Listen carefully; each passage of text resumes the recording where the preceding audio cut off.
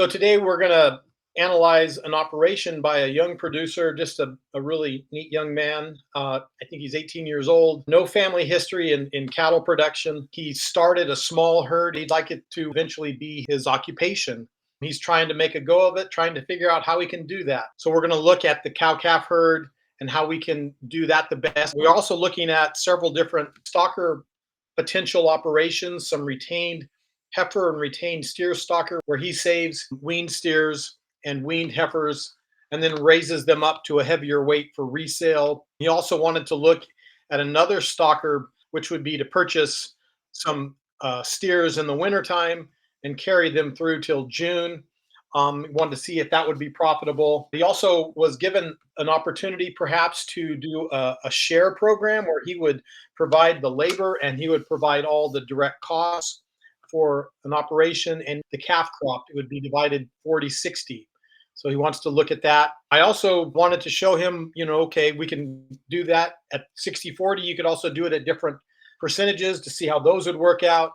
And then also, what about if you just took out a loan and bought all those cows? And then finally, we look at finishing cattle to see how that would be.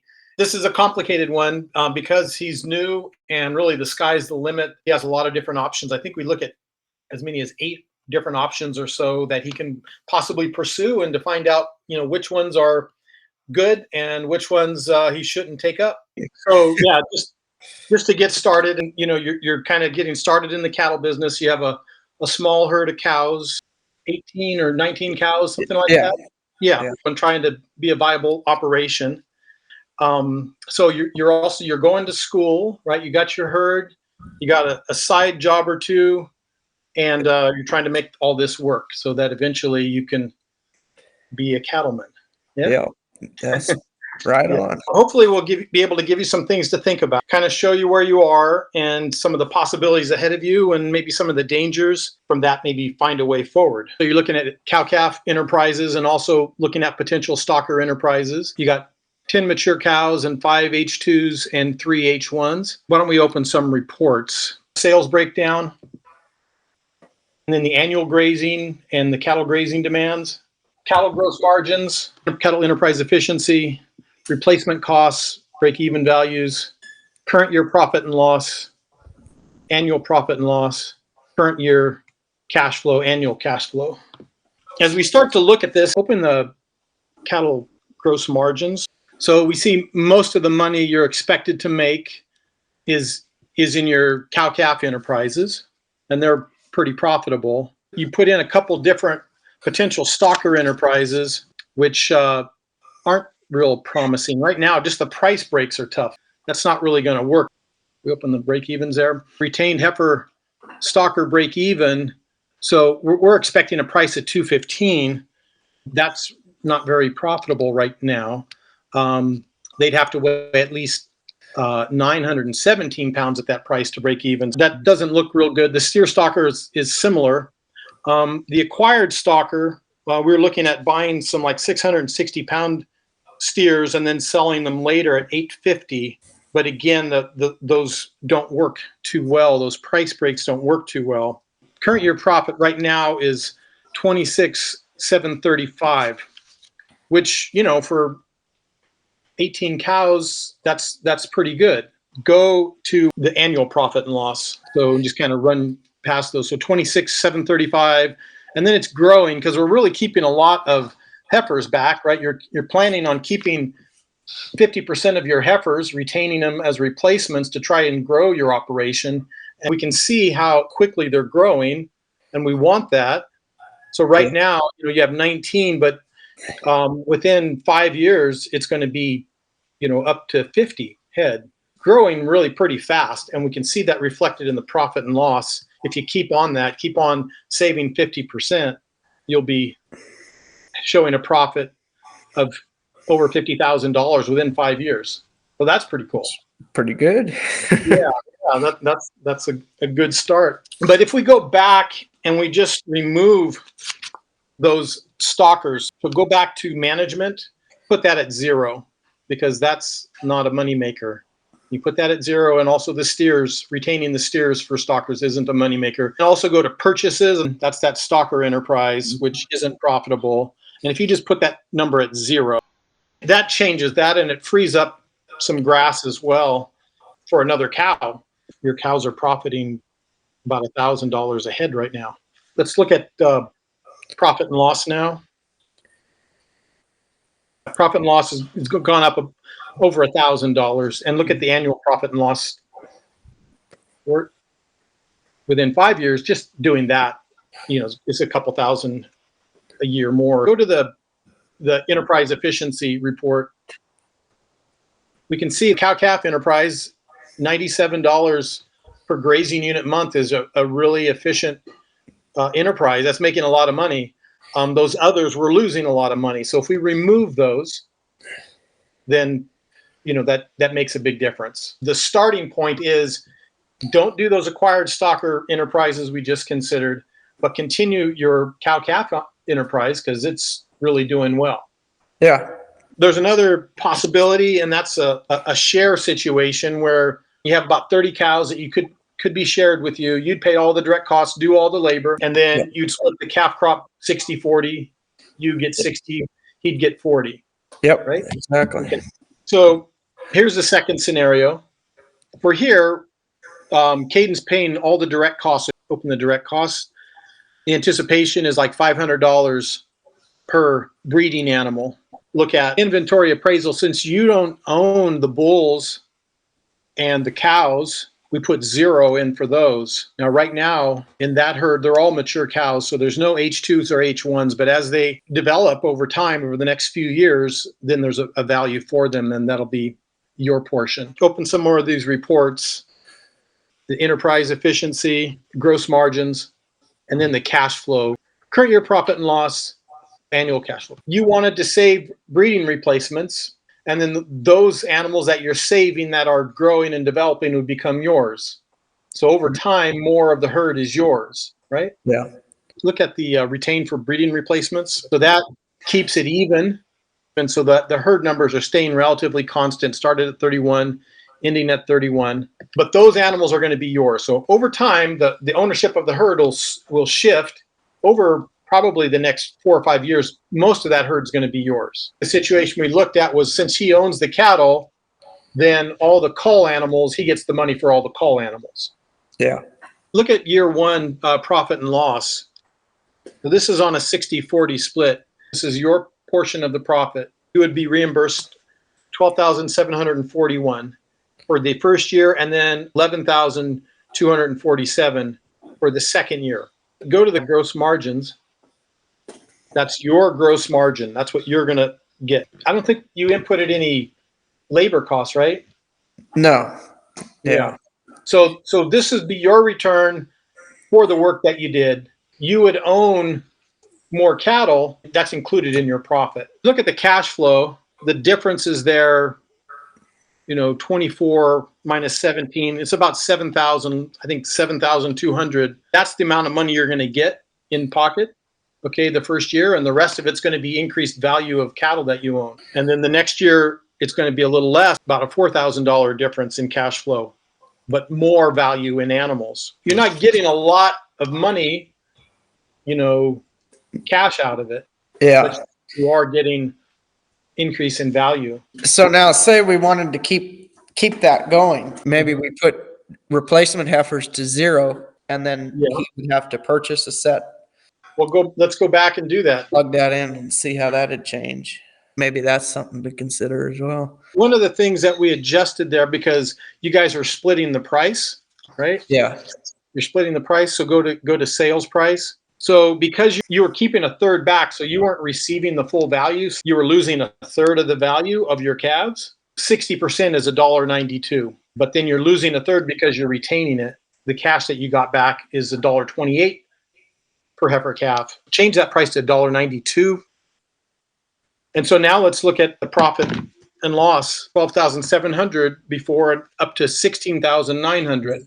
Your herd starts shrinking a little bit, right? Because you have those open cows that were sold and the dry cows. But that's one way you could work it, but that herd gets smaller, but over time. Or he keeps the replacements and you keep doing that work and he keeps getting that return. If he wanted to cover it, right? Yeah. And just and keep those replacements to keep the herd the same size. Yeah. Then you would just continue to pretty much get that 16,000.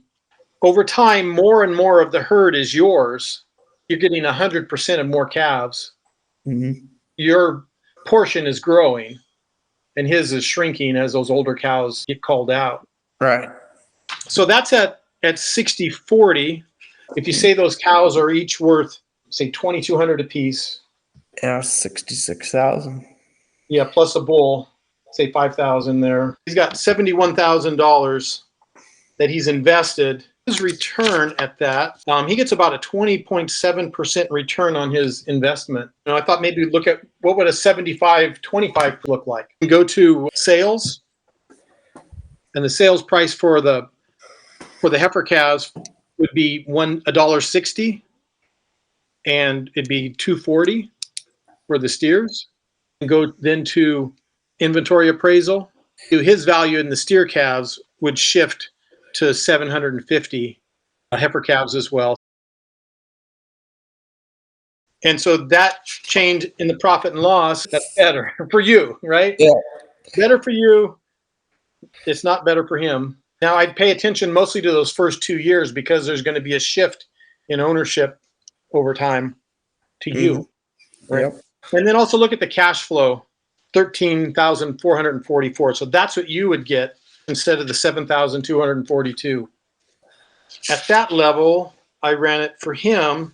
His return would be about 11%, maybe a little low for him, because he's got some risk. He's letting you use his animals, and could be risky.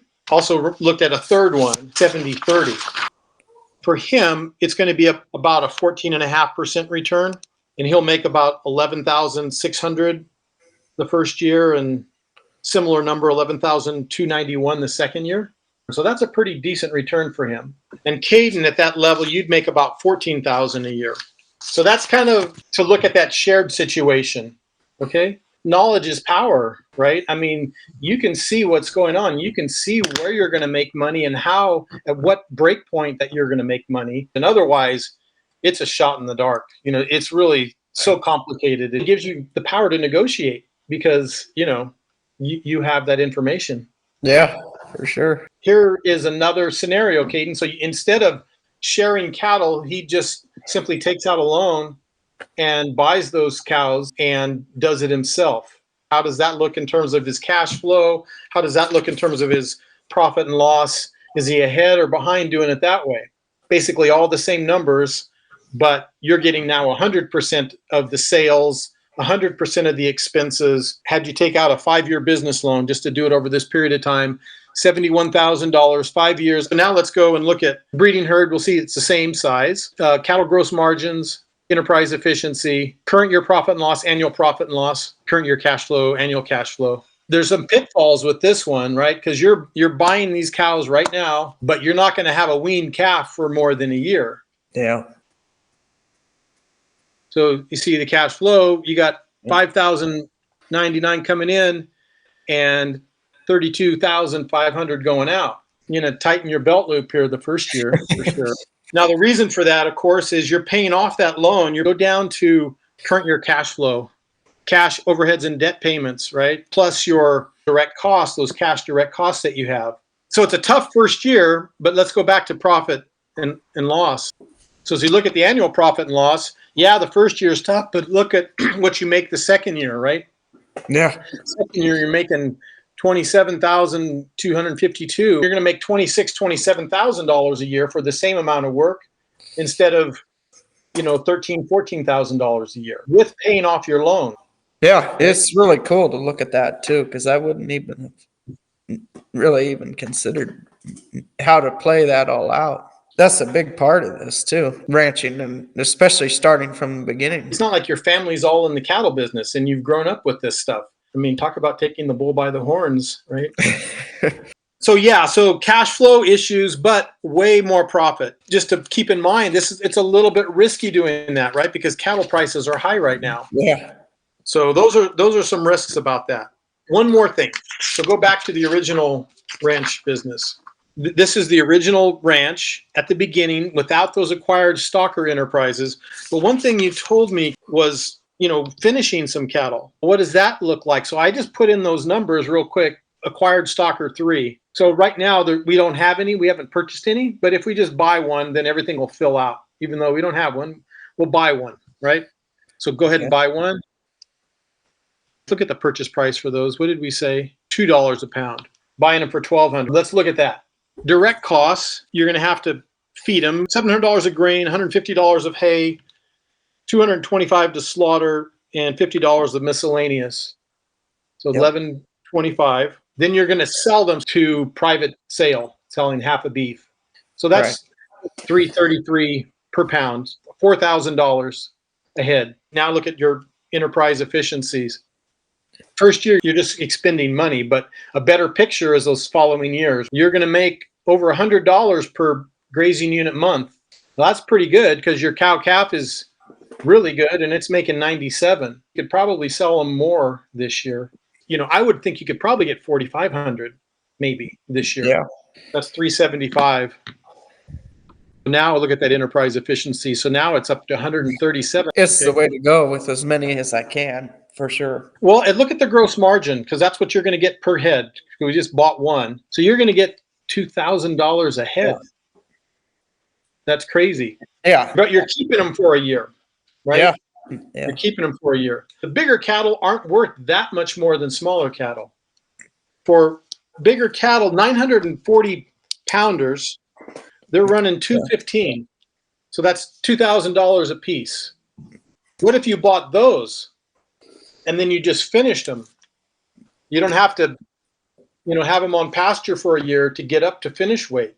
So let's enter that and let's see what that is. Instead of being $1,200, let's say they're $940 at $215, and the same sales price because you're just finishing them, but you're not taking a year to do it.